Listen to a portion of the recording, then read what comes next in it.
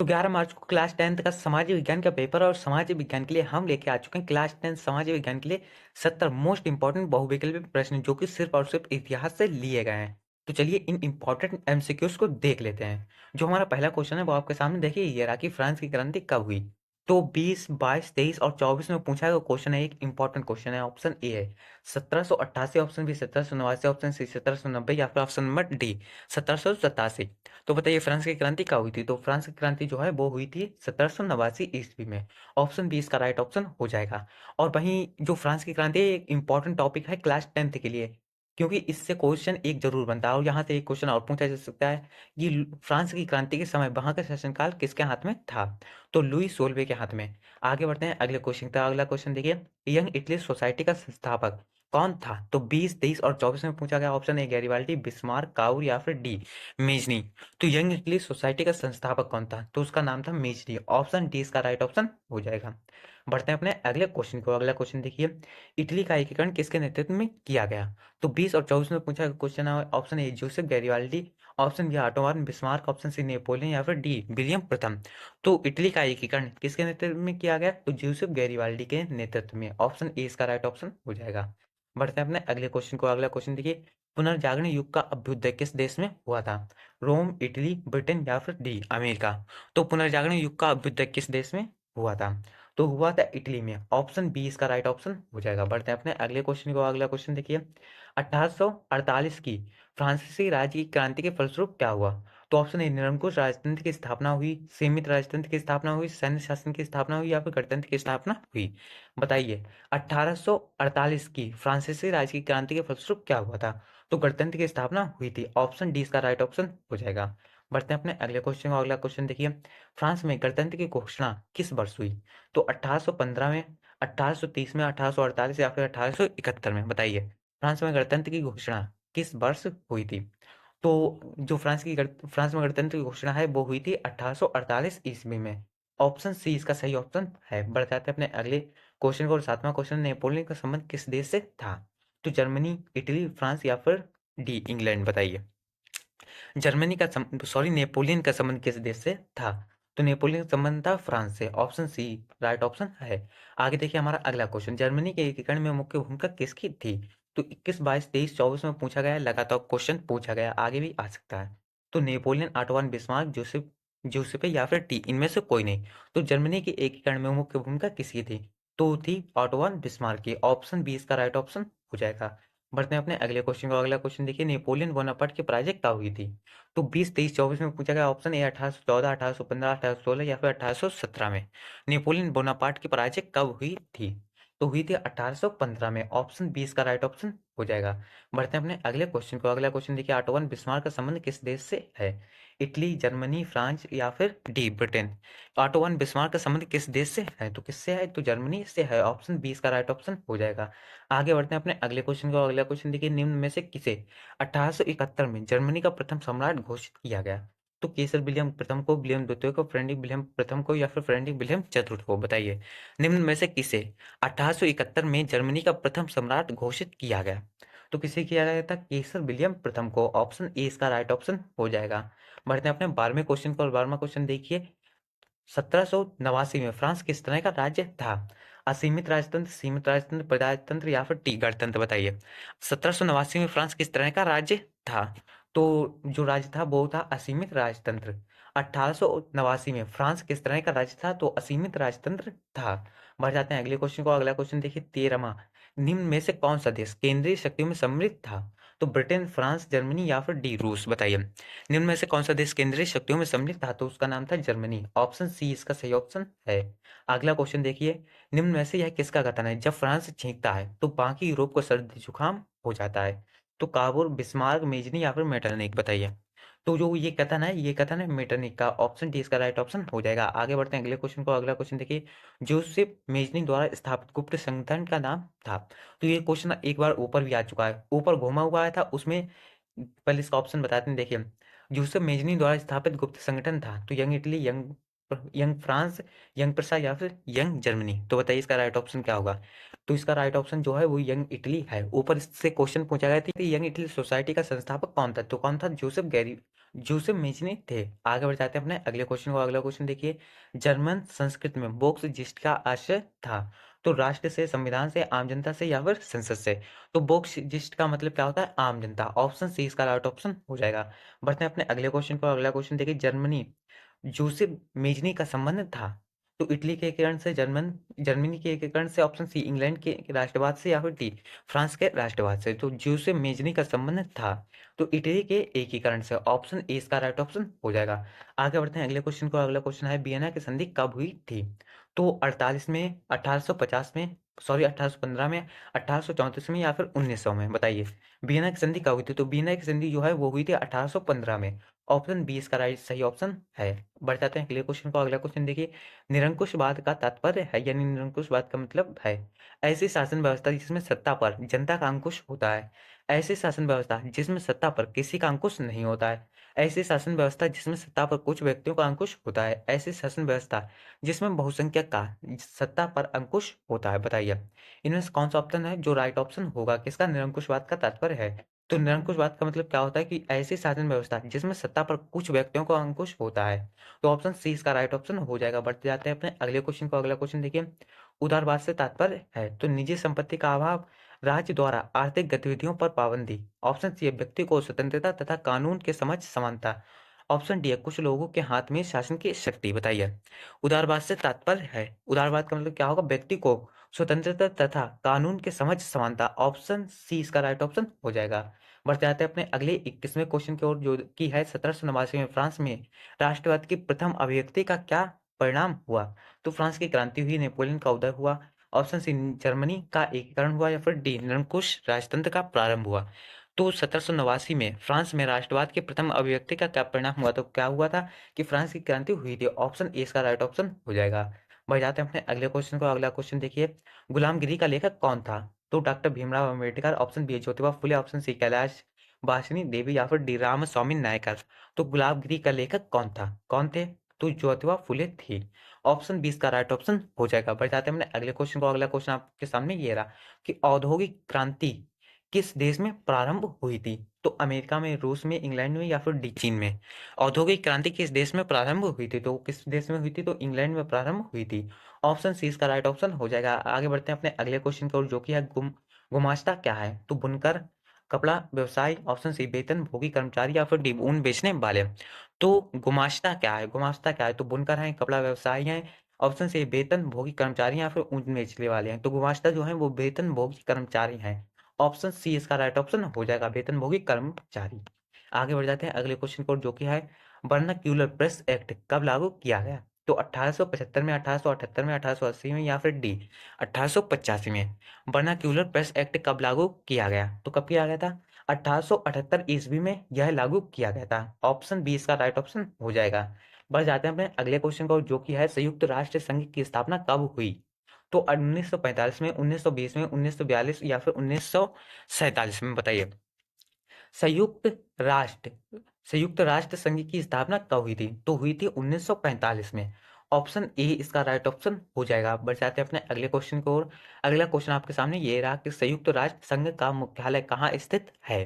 तो वाशिंगटन में, जिनेवा में, न्यूयॉर्क में, या फिर ऑस्ट्रिया में।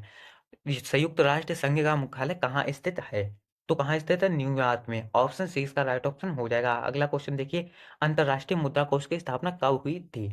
1940, 42, 1945 या फिर 1944 में। बताइए अंतरराष्ट्रीय मुद्रा कोष की स्थापना कब हुई थी? कब हुई थी? 1944 में। ऑप्शन डी इसका राइट ऑप्शन हो जाएगा। बढ़ जाते हैं अपने अगले क्वेश्चन को। अगला क्वेश्चन देखिए, ब्रिटेन में कौन कानून समाप्त करने का क्या कारण था? ब्रिटेन में कौन कानून समाप्त करने का क्या कारण था? तो जनसंख्या में वृद्धि, कृषि उत्पादों में अधिकता, कौन आयात पर नियंत्रण, या फिर उद्योगपतियों एवं शहरी शहरी लोगों का विरोध। बताइए ब्रिटेन में कानून समाप्त करने का क्या कारण था? क्या कारण था? तो उद्योगपतियों एवं शहरी लोगों का विरोध करने का इसका तात्पर्य था। मेन कारण क्या था? कि उद्योगपतियों एवं शहरी लोगों का विरोध ही करना था। बढ़ जाते हैं अपने अगले क्वेश्चन को, जो कि है 30वां क्वेश्चन। 1944 में ब्रिटेन वुड्स सम्मेलन कहाँ आयोजित किया गया? तो ब्रिटेन में, जर्मनी में, फ्रांस में, या फिर भारत में। 1944 में ब्रिटेन वुड्स सम्मेलन कहाँ आयोजित किया गया था? बताइए 1944 में ब्रिटेन वुड्स सम्मेलन कहाँ आयोजित किया गया था? ब्रिटेन में, अमेरिका में, फ्रांस में, या फिर भारत में। बताइए तो ये किया गया था अमेरिका में। ऑप्शन बी इसका राइट ऑप्शन हो जाएगा। बढ़ जाते हैं अपने अगले क्वेश्चन की ओर। अगर आपको वीडियो अच्छी लगी वीडियो को लाइक जरूर करें। और देखिए ये इसमें जितने भी हमने 70 क्वेश्चन किए 70 के 70 बोर्ड परीक्षा में आए हुए क्वेश्चन है। कोई एक बार आया, कोई 2 बार, कोई 3 बार, कोई 4 बार, कोई 5 बार। इसी तरह से सभी क्वेश्चन आए हुए हैं। कोई भी क्वेश्चन जो बोर्ड एग्जाम में नहीं आया वो हमने नहीं लिया है। तो अगला क्वेश्चन है कि 1929 में आर्थिक मंदी का मुख्य कारण क्या था? ऑप्शन ए कृषि क्षेत्र में अधिकता, कृषि क्षेत्र में अधिक उत्पादन। ऑप्शन बी है अत्यधिक निवेश। ऑप्शन सी बैंकों का निजीकरण। ऑप्शन डी उद्योगों की संख्या में वृद्धि। बताइए 1929 में आर्थिक मंदी का मुख्य कारण क्या था? तो कृषि क्षेत्र में अधिक उत्पादन। ऑप्शन ए इसका राइट ऑप्शन हो जाएगा। बढ़ जाते हैं हमने अगले क्वेश्चन को। अगला क्वेश्चन देखिए, ब्रिटेन वुड्स नामक संस्था निम्नलिखित में से कहाँ स्थित थी? तो अफ्रीका में, यूरोप में, अमेरिका में या फिर डी इनमें से कोई नहीं। बताइए ब्रिटेन वुड्स नामक संस्था निम्नलिखित में से कहाँ स्थित थी? कहाँ थी? तो अमेरिका में स्थित थी। ऑप्शन सी इसका राइट ऑप्शन हो जाएगा। बढ़ जाते हैं अपने अगले क्वेश्चन का। अगला क्वेश्चन देखिए, 1944 में अंतर्राष्ट्रीय मुद्रा कोष की स्थापना कहाँ की गई थी? तो ब्रिटेन में, संयुक्त राष्ट्र अमेरिका, संयुक्त राज्य अमेरिका में, फ्रांस में या फिर भारत में? क्या हुआ 1944 में अंतर्राष्ट्रीय मुद्रा कोष की स्थापना कहाँ की गई थी? ऊपर इसी का क्वेश्चन आया था कि मुद्रा कोष की स्थापना कब की गई थी। अब पूछा गया कि कहाँ की गई थी। तो ये भी इंपॉर्टेंट क्वेश्चन है कि संयुक्त राज्य अमेरिका में की गई थी। और यहाँ से एक क्वेश्चन पूछा भी जा सकता है कि मुद्रा कोष की स्थापना कहाँ हुई या फिर कब हुई। इन दोनों में से कोई भी क्वेश्चन आ सकता है। बढ़ जाते हैं अपने अगले क्वेश्चन की ओर कि महामंदी का सबसे बुरा असर पड़ा। महामंदी जो है ये भी एक इंपॉर्टेंट टॉपिक है। ये लॉन्ग और शॉर्ट में बहुत ही बार पूछा जा चुका है। इसके ऊपर हम वीडियो भी बना चुके हैं। तो महामंदी है, इसे आपको एक बार जरूर पढ़ना है क्योंकि बहुत ही इंपॉर्टेंट टॉपिक है। ऑप्शन ए तकदीर पर, ऑप्शन ऑप्शन ए तकनीक पर, ऑप्शन बी कृषि क्षेत्र पर, ऑप्शन सी परिवहन पर या फिर डी उपयुक्त में से कोई नहीं। तो महामंदी का सबसे बुरा असर पड़ा कहाँ पे पड़ा था? तो कृषि क्षेत्र पर पड़ा था। बढ़ जाते हैं अपने अगले क्वेश्चन को। अगला क्वेश्चन है कि निम्न में से किसने बारडोली सत्याग्रह का नेतृत्व किया था? बताइए महात्मा गांधी ने, चंद्रशेखर आजाद ने, ज्योतिबा फुले ने या फिर सरदार वल्लभ भाई पटेल ने? किसने बारडोली सत्याग्रह का नेतृत्व किया था? तो उनका नाम था सरदार वल्लभ भाई पटेल। ऑप्शन डी इसका राइट ऑप्शन हो जाएगा। और यहीं तक हमने अपने आधे एमसीक्यू बहुविकल्पीय प्रश्न समाप्त कर लिए। अब बचे आधे, वो भी हम आराम आराम से समाप्त कर लेंगे। तो अंतर्राष्ट्रीय मानव अधिकार दिवस कब मनाया जाता है? तो 10 दिसंबर को, 5 सितंबर को, 14 नवंबर को या फिर डी 15 अगस्त को? अंतर्राष्ट्रीय मानव अधिकार दिवस कब मनाया जाता है? तो 10 दिसंबर को मनाया जाता है। ऑप्शन ई इसका राइट ऑप्शन हो जाएगा। आगे बढ़ते हैं अगले क्वेश्चन। अगला क्वेश्चन देखिए, अफ्रीका में रेंडर पेस्ट क्या था? अफ्रीका में रेंडर पेस्ट क्या था? तो एक जानवर था, एक घटना थी, एक खेल था या फिर एक बीमारी थी? तो जो रेंडर पेस्ट था वो क्या था? वो एक बीमारी थी। ऑप्शन डी इसका राइट ऑप्शन हो जाएगा। आगे बढ़ते हैं अपने अगले क्वेश्चन। अगला क्वेश्चन देखिए, विश्व व्यापार संगठन की स्थापना कहाँ पर हुई थी? तो न्यूयॉर्क में, वाशिंगटन में, जिनेवा में या फिर डी ऑस्ट्रिया में? विश्व व्यापार संगठन की स्थापना कहाँ हुई थी? तो कहाँ हुई थी? जिनेवा में। ऑप्शन सी इसका राइट ऑप्शन हो जाएगा। बढ़ जाते हैं अपने अगले क्वेश्चन को। अगला क्वेश्चन देखिए, जलियांवाला बाग की घटना कब हुई थी? तो 8 अप्रैल 1919 ईस्वी में। ऑप्शन बी है 10 अप्रैल 1919 ईस्वी में। ऑप्शन सी 13 अप्रैल 1919 ईस्वी में या फिर डी 15 अप्रैल 1919 ईस्वी में? बताइए जलियांवाला बाग की घटना कब हुई थी? तो हुई थी 13 अप्रैल 1919 ईस्वी में। ऑप्शन सी इसका राइट ऑप्शन हो जाएगा। बढ़ जाते हैं अपने अगले क्वेश्चन को जो कि है, जलियांवाला बाग में गोली चलाने की आज्ञा किसने दी थी? तो किसने दी थी बताइए? जलियांवाला बाग में गोली चलाने की आज्ञा किसने दी थी? माउंटबेटन ने, ऑप्शन बी डलहौजी ने, लॉर्ड इरविन ने या फिर डी जनरल डायर ने? तो जलियांवाला बाग में गोली चलाने की आज्ञा किसने दी थी? तो किसने दी थी? जनरल डायर ने। ऑप्शन डी इसका राइट ऑप्शन हो जाएगा। बढ़ जाते हैं अपने अगले क्वेश्चन को। अगला क्वेश्चन है, असहयोग आंदोलन का मुख्य कारण क्या था? रॉलेट एक्ट, प्रथम विश्व युद्ध, ऑप्शन सी है खिलाफत आंदोलन या फिर चौरी चौरा की घटना? तो असहयोग आंदोलन का मुख्य कारण क्या था? तो क्या था? रॉलेट एक्ट था। ऑप्शन ए इसका राइट ऑप्शन हो जाएगा। वहीं जो असहयोग आंदोलन है ये एक मोस्ट इंपॉर्टेंट टॉपिक है क्लास 10 के लिए। इससे एक क्वेश्चन जरूर बनता है तो इसे भी आपको जरूर पढ़ना है। लॉन्ग में और शॉर्ट में ये क्वेश्चन बहुत ही बार पूछा गया। बढ़ जाते हैं अपने अगले क्वेश्चन को जो कि है, करो या मरो का नारा किसका था? तो सुभाष चंद्र बोस का, भगत सिंह का, चंद्रशेखर आजाद का या फिर डी महात्मा गांधी का? क्या करो या मरो का नारा किसका था? तो किसका था? महात्मा गांधी का था। ऑप्शन डी इसका राइट ऑप्शन हो जाएगा। बढ़ जाते हैं अपने अगले क्वेश्चन को। अगला क्वेश्चन देखिए, भारत वापस आने पर गांधी जी ने पहला सत्याग्रह कहाँ किया था? तो कहाँ किया था? चंपारण में, बारडोली में, ऑप्शन सी अहमदाबाद में या फिर डी खेड़ा में? भारत वापस आने पर गांधी जी ने पहला सत्याग्रह कहाँ किया था? तो किया था चंपारण में। ऑप्शन ए इसका राइट ऑप्शन हो जाएगा। बढ़ जाते हैं अपने अगले क्वेश्चन को जो कि है, भारतीय राष्ट्रीय कांग्रेस की स्थापना हुई तो 20, 23 और 20, 22, 23 में पूछा गया क्वेश्चन। ऑप्शन ए है 1882 ईस्वी में, ऑप्शन बी 1884 ईस्वी में, ऑप्शन सी 1885 ईस्वी में या फिर डी 1886 ईस्वी में भारतीय राष्ट्रीय कांग्रेस की स्थापना हुई। तो कहाँ हुई थी? तो 1885 ईस्वी में हुई थी। कब हुई थी? तो पूछेगी भारतीय राष्ट्रीय कांग्रेस की स्थापना हुई थी तो 1885 ईस्वी में हुई थी। ऑप्शन सी इसका राइट ऑप्शन हो जाएगा। बढ़ जाते हैं अपने अगले क्वेश्चन को, जो कि महात्मा गांधी ने असहयोग आंदोलन कब प्रारंभ किया? तो कब किया था? 1919 ईस्वी में, 1920 ईस्वी में, 22 ईस्वी में या फिर 24 ईस्वी में? तो बताइए महात्मा गांधी ने असहयोग आंदोलन कब प्रारंभ किया था? तो देखिए फिर से असहयोग आंदोलन आया हुआ कि कब किया था, तो 1920 ईस्वी में किया था। ऑप्शन 20 का राइट ऑप्शन हो जाएगा। आगे बढ़ते हैं अगले क्वेश्चन को, जो कि महात्मा गांधी अफ्रीका से कब वापस आए थे? तो कब आए थे? 1915 ईस्वी में आए थे। ऑप्शन 20 का राइट ऑप्शन हो जाएगा। बढ़ जाते हैं अपने अगले क्वेश्चन को, जो कि है वंदे मातरम गीत का लेखक कौन था? आसान सा क्वेश्चन, जो कि बोर्ड एग्जाम में भी तक पूछा गया है। 20 और 23 में क्वेश्चन आ चुका है। तो बंकिम चंद्र चटर्जी, रविन्द्रनाथ टैगोर, शरतचंद्र चटर्जी या फिर रविन्द्रनाथ टैगोर? तो रविन्द्रनाथ टैगोर बी भी है और डी भी है, ये रिपीट हुए हैं। तो इनमें से कोई एक क्वेश्चन हो सकता है। तो वंदे मातरम गीत का लेखक कौन था? तो आप आपके पास सिर्फ और सिर्फ 3 ही ऑप्शन है। तो कौन है? तो बंकिम चंद्र चटर्जी। ऑप्शन ए इसका राइट ऑप्शन हो जाएगा। बढ़ जाते हैं अपने अगले क्वेश्चन को, जो कि है पेरियार स्वामी नायकर कौन थे? तो वैज्ञानिक थे, शिक्षाविद थे, समाज सुधारक थे या फिर उक्त सभी थे? तो पेरियार रामस्वामी नायकर जो थे वो एक वैज्ञानिक भी थे, शिक्षाविद भी थे, समाज सुधारक भी थे, यानी ऑप्शन डी इसका राइट ऑप्शन हो जाएगा। बढ़ जाते हैं अपने अगले क्वेश्चन को, जो कि चौरी चौरा की घटना का क्या परिणाम हुआ? तो खिलाफत आंदोलन चलाया गया। ऑप्शन बी है रॉलेट एक्ट पास हुआ। ऑप्शन सी है साइमन कमीशन भारत आया या फिर डी असहयोग आंदोलन वापस ले लिया गया। चौरी चौरा की घटना का मुख्य परिणाम क्या था? तो असहयोग आंदोलन वापस ले लिया गया था। ऑप्शन डी इसका राइट ऑप्शन हो जाएगा। और जो चौरी चौरा है ये भी इंपॉर्टेंट है, ये कब हुआ था ये भी पूछा जा सकता है। तो आगे बढ़ते हैं अपने अगले क्वेश्चन को, जो कि निम्न में से कौन सा आंदोलन गांधी जी ने नहीं चलाया? तो ज्यादातर जो आंदोलन है वो गांधी जी ने ही चलाए थे। तो असहयोग आंदोलन, खिलाफत आंदोलन, सबने अवज्ञा आंदोलन या फिर भारत छोड़ो आंदोलन, इनमें से कौन सा आंदोलन है जो गांधी जी ने नहीं चलाया? तो असहयोग आंदोलन ये तो हम ही अभी अब ऊपर ही पढ़ के आए कि किसने चलाया, गांधी जी ने चलाया। वहीं सबने अवज्ञा आंदोलन और भारत छोड़ो आंदोलन ये भी गांधी जी ने ही चलाए थे। लेकिन जो खिलाफत आंदोलन है वो गांधी जी ने नहीं चलाया था। ऑप्शन 20 का राइट ऑप्शन हो जाएगा। बढ़ जाते हैं अपने अगले क्वेश्चन को। अगला क्वेश्चन देखिए, आनंद मंडल उपन्यास के लेखक कौन थे? तो option A Bankim Chandra Chatterjee, option B Rabindranath Tagore, Sharatchandra Chatterjee या सुभाष चंद्र बोस? आनंद मठ उपन्यास के लेखक कौन थे बताइए? तो उनका नाम है बंकिम चंद्र चटर्जी। ऑप्शन ए इसका राइट ऑप्शन हो जाएगा। आनंद मठ उपन्यास के लेखक कौन थे? तो बंकिम चंद्र चटर्जी थे। आगे हमारा अगला क्वेश्चन, चौरी चौरा में हिंसात्मक घटना कब हुई? तो 5 फरवरी 1922 ईस्वी में, 8 नवंबर 1924 ईस्वी में, ऑप्शन सी है 10 फरवरी 1927 ईस्वी में या फिर डी है 9 अप्रैल 1930 ईस्वी में। तो चौरी चौरा में हिंसात्मक घटना कब हुई, यानी चौरी चौरा की घटना कब हुई थी? तो 5 फरवरी 1922 ईस्वी को हुई थी। ऑप्शन ए सही ऑप्शन है। बढ़ जाते हैं अपने अगले क्वेश्चन को, जो कि स्वराज मेरा जन्मसिद्ध अधिकार है और मैं इसे लेकर रहूंगा, किसका कथन है? तो गोपाल कृष्ण गोखले का, बाल गंगाधर तिलक का, जवाहरलाल नेहरू का या फिर महात्मा गांधी का? क्या है? स्वराज मेरा जन्म सिद्ध अधिकार है और मैं इसे लेकर रहूंगा, यह किसका कथन है? तो यह कथन है बाल गंगाधर तिलक का। बढ़ जाते हैं अपने अगले क्वेश्चन को, जो कि 54वां क्वेश्चन है, भारत छोड़ो आंदोलन किसने प्रारंभ किया था? तो अभी हम लोग ऊपर ही पढ़ के आए थे कि किसने किया था, गोपाल कृष्ण गोखले, सुभाष चंद्र बोस, बाल गंगाधर तिलक या फिर महात्मा गांधी? तो भारत छोड़ो आंदोलन किसने प्रारंभ किया? महात्मा गांधी ने। ऑप्शन डी इसका राइट ऑप्शन हो जाएगा। ज्यादातर आंदोलन है हमने आपको बताया था कि किसने, महात्मा गांधी ने किए।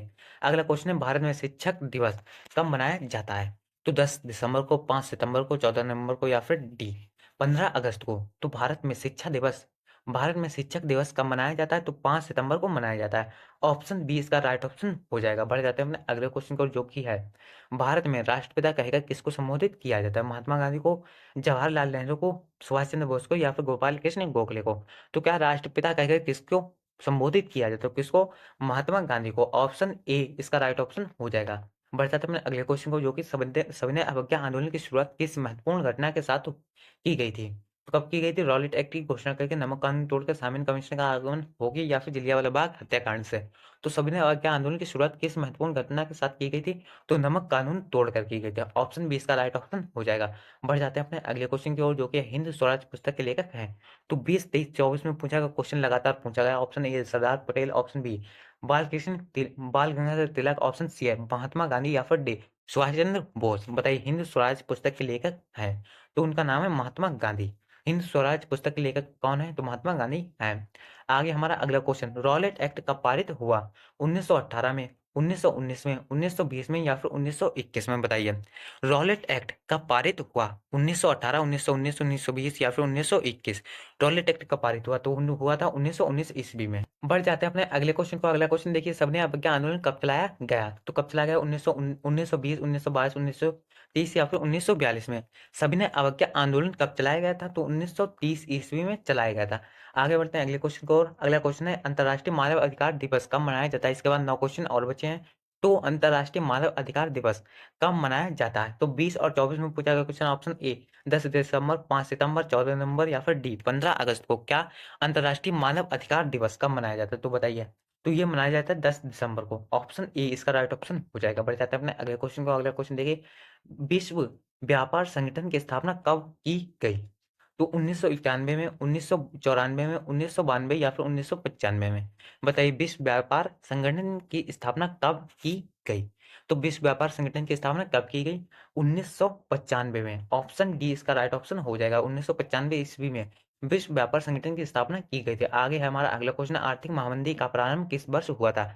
20, 22, 23 और 24 में पूछा गया एक इंपॉर्टेंट क्वेश्चन है। 25 में भी ये क्वेश्चन पूछा जाए कि आर्थिक महामंदी, और हमने आपको बताया था कि जो महामंदी है वो एक इंपॉर्टेंट है। तो देखिए, ये एक बार और फिर आया है, थोड़ा सा घूम के आया है, तो हमने आपको बताया था कि इंपॉर्टेंट है, इसलिए ये दोबारा से आया है। तो आर्थिक महामंदी का प्रारंभ किस वर्ष हुआ? तो 1919 में, 1924 में, 1929 में या फिर डी 1934 में। बताइए, आर्थिक महामंदी का प्रारंभ किस वर्ष हुआ था? तो कब कब हुआ था क्या आर्थिक महामंदी का प्रारंभ? तो हुआ था 1929 ईस्वी में। ऑप्शन सी राइट ऑप्शन हो जाएगा। बढ़ जाते हैं अपने अगले क्वेश्चन को। अगला क्वेश्चन है, कौन ला से संबंधित देश है? तो जर्मनी, संयुक्त राज्य अमेरिका, डी सी है फ्रांस या फिर डी ब्रिटेन। कौन ला से संबंधित देश है? इनमें से कौन सा देश है जो कौन ला से संबंधित है? तो उसका नाम है ब्रिटेन। ऑप्शन डी इसका राइट ऑप्शन हो जाएगा। आगे बढ़ जाते हैं अपने अगले क्वेश्चन की ओर, जो कि प्रथम विश्व युद्ध का प्रारंभ कब हुआ था? 1914 में, 1939 में, 1919 में या फिर 1942 में। प्रथम विश्व युद्ध का प्रारंभ कब हुआ था? कब हुआ था? 1914 ईस्वी में प्रथम विश्व युद्ध का शुरुआत हुई थी। ऑप्शन ए इसका राइट ऑप्शन हो जाएगा। बढ़ जाते हैं अपने अगले क्वेश्चन को। अगला क्वेश्चन देखिए, सत्याग्रह तो शुद्ध आत्मबल है, यह कथन किसका है? सत्याग्रह तो शुद्ध आत्मबल है, यह कथन किसका है? तो मोतीलाल नेहरू का, महात्मा गांधी का, सी आर दास का या फिर डी बाल गंगाधर तिलक का। तो यह कथन था महात्मा गांधी का। ऑप्शन बी सही ऑप्शन है। आगे बढ़ते हैं अपने अगले क्वेश्चन की ओर, जो कि यंग इटली सोसाइटी का संस्थापक कौन था? तो 20, 23 और 24 में पूछा गया क्वेश्चन है। तो और ये जो क्वेश्चन है ये एक बार ऊपर भी आ चुका है, थोड़ा सा घुमा हुआ आया था, उसमें भी यही पूछा गया था। तो ऑप्शन ए है गैरिबाल्डी, ऑप्शन बी बिस्मार्क, सी कावूर या फिर डी मेचनी। तो चलिए बताइए, यंग इटली सोसाइटी का संस्थापक कौन था? तो उनका नाम था मेचनी। ऑप्शन डी इसका राइट ऑप्शन हो जाएगा। बढ़ जाते हैं अपने अगले क्वेश्चन की ओर। फ्रांस की क्रांति कब हुई? तो 19 2020 में आया, 22 में आया, 23 में आया और 24 में आया। ऊपर ही हमने बताया था कि इंपॉर्टेंट है। और 1788 में, 1789 में, 1790 में या फिर 1787 में फ्रांस की क्रांति कब हुई? तो चलिए बताइए। तो हुई थी 1789 ईस्वी में। ऑप्शन 20 का राइट ऑप्शन हो जाएगा। आगे देखिए अपना अगला क्वेश्चन, जर्मनी के एकीकरण में मुख्य भूमिका किसकी थी? तो 21, 22, 23, 24 में पूछा गया। Option A Napoleon, option B Otto von Bismarck, option C Joseph या फिर डी इनमें से कोई नहीं। तो जर्मनी के एकीकरण में मुख्य भूमिका किसकी थी? तो नाम था उनका Otto von Bismarck. Option B right option हो जाएगा। तो बढ़ जाते हैं अपने अगले क्वेश्चन की, जो कि इस वीडियो का लास्ट क्वेश्चन है कि नेपोलियन बोनापार्ट की पराजय कब हुई थी? 1814 में, 1815 में, 1816 में या फिर 1817 में। तो नेपोलियन बोनापार्ट की पराजय कब हुई थी? तो हुई थी 1815 में। ऑप्शन बी इसका राइट ऑप्शन हो जाएगा। तो ये थे क्लास 10 सामाजिक विज्ञान के 70 मोस्ट इंपॉर्टेंट बहुविकल्पीय प्रश्न, जो कि सिर्फ और सिर्फ इतिहास से लिए गए। इनमें जितने भी क्वेश्चन थे वो सभी किससे, सिर्फ और सिर्फ इतिहास से लिए गए थे, और सभी के सभी बोर्ड एग्जाम में आए हुए ही क्वेश्चन थे। तो इस वीडियो को अपने दोस्तों में शेयर जरूर कीजिए, जिससे वो लोग भी इन इंपॉर्टेंट क्वेश्चंस को देख सकें। बाकी अगर आपको वीडियो अच्छी लगी हो, वीडियो को लाइक कीजिए, चैनल को सब्सक्राइब कीजिए। हम मिलते हैं आपसे एक अगली वीडियो में, तब तक के लिए धन्यवाद।